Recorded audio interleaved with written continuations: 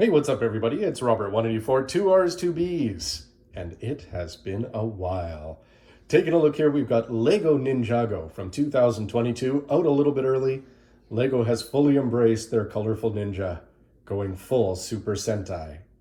For my older viewers, Gundam's still happening, just at a more relaxed pace, but Bandai's Gunpla, Bandai's Super Sentai, new and old, Lego's Super Sentai, all a lot of fun.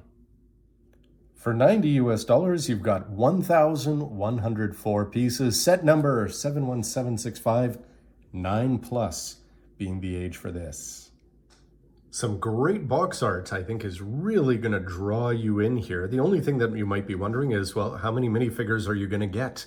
So you can see Jay and Kai coming down and attacking. We've got 2 snakes, and they've got a Wubot on the ninja's side. But you can see a Zane hidden in the shin and a Cole up in the forearm. So you are going to have the 4 OG ninjas to kick things off. Every year when the ninjas get new outfits or pajamas, everybody's going to have some opinions on them. But I thought this year's line is off to a fantastic start here. My favorite part of it is the secondary colors that they chose for all of the ninjas, how prominent they are on the headpieces, the way they extend to the weapons here, and you can see them spread out to varying degrees over the torso. But I think if you stack up all the ninjas over the years, these ones are definitely going to stand out. And while some fans and archaeologists might be less than pleased to see snakes back as the bad guys this year, at least we're getting them in a new set of colors, and there's no show to back it up. I think these are going to sell themselves in terms of being generic bad guys. The Wubot is going to get a new headpiece compared to the Hydro Bounty, and for actual size, checks out. Normally the back of the box is going to focus on a multitude of play features, but here there's just one. The idea being that you're going to combine these into one giant mech. And who's going to be doing that? Well, we've got Jay fittingly taking to the skies up there. Kai is going to provide the main torso with his mech. We've seen him in mechs many times. Cole, I was sort of figuring that he would be the legs fitting with the earth drillers, but he's going to be the arms instead. Fits very well for the weapons. And Zane, movie-like, we can see an ice tank. That's going to make up the legs. The question is, what kind of articulation is this going to have when you put it all together? Stability? It looks like tons of fun, because these vehicles on their own, if you saw them on sale for $15, $20, you might think about some of them. The fact that they've got this extra play feature, that's where you're really going to be getting the bang for your buck. Diving in for the unbox now.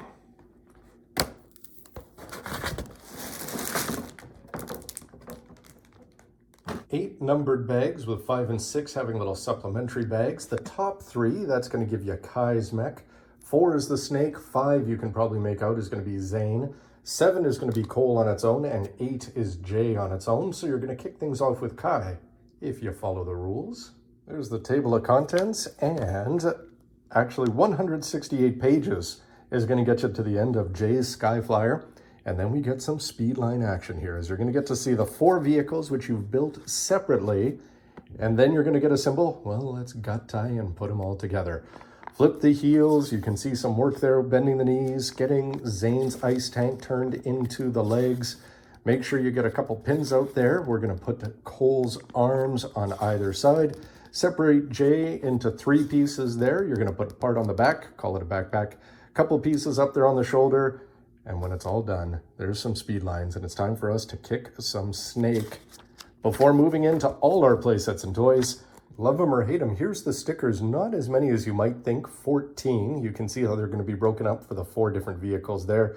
And these number 5 stickers are going to offer some continuity across the line, as those are going to look at some pretty cool joints. You'll see them on the knees, elbows, and shoulders. So not that many stickers, but I think they are going to add a huge amount of detail to the pieces that do get covered up with them. Kicking things off with the minifigures, you can see that secondary color has totally won me over with that very pale yellow that I never thought would work for Jay, and yet it does. Same for Kai. He's got a gold sword on the back, but orangey for one arm to go along with his headpiece. You can see also that the colors are going to bleed down into the torsos, and they're also going to give you a sword in the matching secondary color for each of the ninjas. All of the ninjas except for Zane are going to come with happy and then ready for battle faces. One thing that surprised me though is that the legs are all very unique colors, with only Zane's white sort of being what you'd expect. And they only have printing on the front, but it's still going to look great from the front. All of these ninjas, I think, are looking fantastic. Unusual choices for the pan colors, as you can see here for Cole, but again, they all work. Zane got a little bit of techno detail carved into his chests, and in addition to the colorful sword that they're going to have on their back, you can also see they'll come with their other weapons, 2 of these, throw in some nunchucks. They're all ready to go in 2 different battle styles. A quick comparison, old school and from the island. So glad to see that we're getting more and more of the headband hair pieces.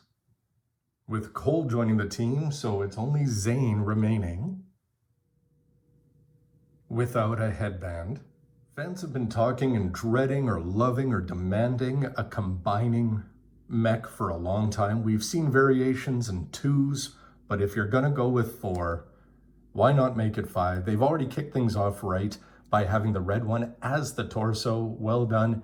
And if you want to debate the color of the 5th one, or want to start thinking about a Dragon Zord in the near future, there's tons of possibilities if this one sells well and works well. And you might as well throw in some generic bad guys, snakes being the case yet again. We're going to get the same leg prints, but they did take the time to do unique torsos there. You can see different colors for the arms, throw some armor on the left one, and if you notice the headpieces, they've inverted the colors there for the plastic injection. Nice touches to make 2 guys at least stand out. Here's the same head mold on a previous incarnations, but with Ninjago. We've had so many snakes over the years, and if you really have a collection, the fact that they're going to the trouble to give it new colors, unique prints, I don't think it's going to feel too repetitive on your shelf as good old generic bad guys. And when they're all put together, I gotta say the key part for me, any review, is just this was a ton of fun. I enjoyed each one of these builds. They were all unique. They were all fun. They're all something that when you put them together as a team and they're about to go head off on their missions, that you might say to yourself, you know what? There's enough differences that it wasn't repetitive. There's enough similarities there that it comes across as a team. It's fitting all sorts of things that we've seen before, from the tanks for Zane, the Earth Driller for Cole. We've got Flying J in the sky movie style, Mecha Kai, whether you want to go Fire Mech from the movie or one of his many other ones. Each one of these was reminiscent of something and yet felt unique, and they all felt like pretty substantial builds. And when you throw in a little bad guy, that might make up for the gap in the back of Cole's vehicle, but outside of that, tons of fun. Let's take a look at each of them. Starting with Red Leader and Kai's Mech. Lots of fun, new pieces, good hinges, solid when you put it all together to go along with some good articulation, and it just looks very, very good as a standalone mech. Some people may not be crazy about the headpiece up here, but one thing to add is that all 4 vehicles use a similar one, and I sort of like the similarity. It wouldn't be a mecha review without taking a look at the articulation, and you can see here with the hips, you're going to get a kick forward and a kick most of the way back there, almost 180 degrees. And then you've got a ratchet up there, 1 click, and a ratchet down, another click, before it'll get in the way of the other legs. But pretty solid there. The ankles are just going to be on ball joints, so no problems getting your A stances. But what's neat about this one is that this is actually part of the transformation here. If you see the knee separates, not very common for a bunch of different Lego mechs, but the idea is here you can actually get a little bit of balance in some interesting poses with that, even though you might have a few pieces falling off. For the arms themselves, the shoulders are just mounted here on a ball joint, so you're going to be able to move those around pretty smoothly. There's an elbow ratchet there. That's only going to give you just over 90 degrees. And the wrists are going to spin around. Thumb, 2 fingers, call that a blaster, but also a sword connector for the other side. Having the pilot standing is going to give him more visibility. And if you take a look here, there's a couple of pins that we'll be using with the transformation coming up to attach Cole's arms. For size comparison, here's Kai up against the Legacy Golden Mech with the wrong Lloyd in there. But actually, this one comes across as being very solid, and when you add in that knee articulation, whether it's because of the transformation or not, this one still comes across as a very solid mech that if it was on sale on the shelf and you picked it up on your own, you would not be disappointed. And then it's on to Zane's vehicle, which really, it was 2 bags to put it all together. And even though it doesn't have a lot of gizmos, gimmicks, or doodads, it just comes across as a lot of fun to build. You can see the stickers there. There's going to be 4 across the toes. You're going to see those circle pieces for some commonality across. There's 6 of them across 3 of the vehicles anyway. We're going to have some knee connectors down there. But overall, the fact is you can see that this is going to split apart into the 2 legs, but it doesn't come across as being all that obvious. Those are going to cover up the knees. Those are going to provide the shoes and the toes there. But outside of the fact that Zane is designed, he should be laying back. Laying back is going to work really well if you're going to actually keep him in the leg as they depict on the cover of the box art. But I'd rather have him sitting up just so you can actually see him along with the other ninjas when they're in their vehicle modes. Throw in a Wubot. This one's going to have a little bit of a triangular protrusion in the back so you can put a couple stud shooters on the top. But all of a sudden it doesn't look like one guy driving 2 empty legs. You've got a co-pilot in there who's going to provide a little bit of firepower, and I suppose that can be your gimmick. This one for me was the second best build by far. Zane's treads do roll depending on the surface, so call that a gimmick. Heading into this build, I expected this to be my least favorite of the vehicles, not counting the bad guy, that's just a throw in. But this is now no longer my least favorite, it's my second least favorite, or third favorite. Let's put a positive spin on that. So Cole's going to be looking good. He's sitting straight up there in the driver's seat. That's why I wanted to have Zane match him. But whereas with Zane, you knew it was going to be those 2 feet, and that was broken up by the fact that you had that Wubot for a co-pilot. Here, mixing it up a little bit, instead of having another character there, ancillary, you're just going to have a cool looking round sticker. They call it a rock earth engine, drawing upon the power of the earth. However Cole's powering this, you're going to have a couple of spinning drills, so that's going to give you your gimmick there if you want to spin it by hand. And of course, the big problem is going to be what you can see at the back, all that negative space. These overhanging pieces that are going to provide a little bit of elbow protection are going to be doing a good job of covering up some of it, but not quite enough. You can see where we're going to have some connecting points, and that is what we're actually going to take the pins out of Kai's back to plug in to provide the power of the double drill arms. But in terms of just zooming it around on the table, it's actually a fair bit of fun. And Cole's doing everything you would expect of a smooth, fun ground swooshing vehicle. With 4 brothers sharpening brothers, well, sadly somebody's going to finish off the podium. And not too far off, but this ended up being my least favorite. Although really there's nothing wrong with it. You've got this main body here, or the main part here. The thruster is attached not all that well, very easy to dislodge. But you're going to have the 2 wings stuck on there. You can just see with the gray ball joints, that makes them easy to take off and to provide the shoulder armor once we turn this into our super Sentai mecha. But the actual details that you're going to need for this, the backpack is how I dismissed it at the beginning. But then you're going to have the head of the actual Super Robo here, and then that's going to come forward and to provide a little bit of color with an Iron Man type chest. So it actually does a pretty good job. Looks enough like a bird, enough like a plane, VTOL if you want to call those little circles on the wings. The flags add character in this mode, and they help out in the robot mode. So really it's not all that bad, and if you position the wings in a way that's visually pleasing, it could stand out. But overall, I'm going to say this one's just okay. For very much this extra build, you are going to be getting to go along with the minifigures, the Cobra Mechanic and the Boa Destructor. Sure, sounds pretty good. This, you can put down that chest piece from a mech there, and then you've got these very interesting new pieces here, which have been much discussed online. But the idea is there's going to be no articulation there, but because they're on ball joints here, you can move these up and down, and they look like a rhino. Sure, let's call it that. Triceratops without the head. A couple of stud shooters, they can be positioned up and down, but otherwise this is just perfect to be bowled over by any one of your new vehicles. But from somewhere, somehow, there's going to be an enemy that's too strong for the 4 boys in their vehicles on their own, and Sensei Wu is going to have to call it. Gattai, transform, henshin, combine, you can pick. First up, it's get the ankles reversed and out of the way. There were 4 connectors here. Detach those and kick his own butt.